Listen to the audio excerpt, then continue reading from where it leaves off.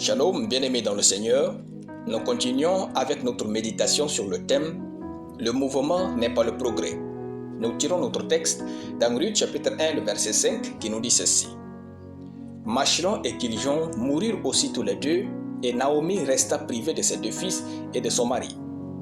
Alléluia. Elimelech était un homme prévoyant, car lorsqu'il y avait de la famine temporaire à Bethléem, Elimelech prit sa famille et partit à Moab, pays des peuples dont l'Éternel a défendu Israël d'entrer en contact avec eux.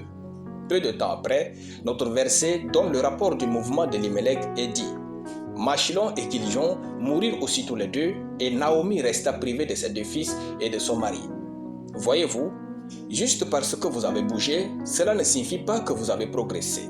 Les bonnes intentions ne suffisent pas à nous garantir un succès durable dans ce monde. Il est important d'allier notre vie sur les Écritures et la volonté de Dieu. Elimelech vivait en ne considérant que les circonstances de la vie. Pourtant, la vie d'un homme ne dépend pas de ce qu'il voit, mais du plan de Dieu pour lui. Le progrès est la conséquence directe de la volonté de Dieu pour notre vie et non pas juste une stricte élaboration intelligente de nos propres pensées.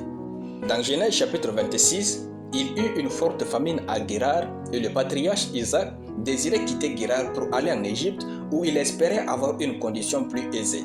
Cependant, Dieu l'interdit et lui dit de rester à Guérar. Isaac crut Dieu et resta à Guérar. Puis, il commença à implanter ses projets. Il est écrit, Isaac s'aima dans ce pays et il recueillit cette année le centuple, car l'Éternel le bénit. Cet homme devint riche et il alla s'enrichissant de plus en plus jusqu'à ce qu'il devienne fort riche. Genèse chapitre 26, de versets 12 à 13. Voyez-vous, Isaac est devenu extrêmement fortuné et prospère dans un pays où la famine règne.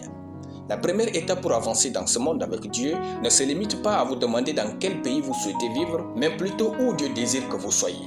Votre avancement et votre réussite reposent sur la direction divine et non sur votre vitesse. Faites donc confiance à Dieu avec votre vie et écoutez-le. Ne bâtissez pas un succès fragile, prenez en compte vos enfants après vous et vivez en accord avec le plan divin.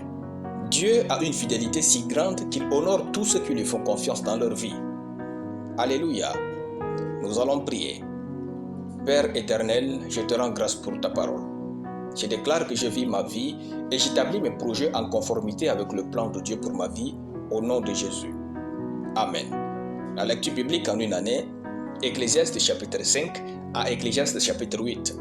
Soyez bénis, c'était le pain du ciel.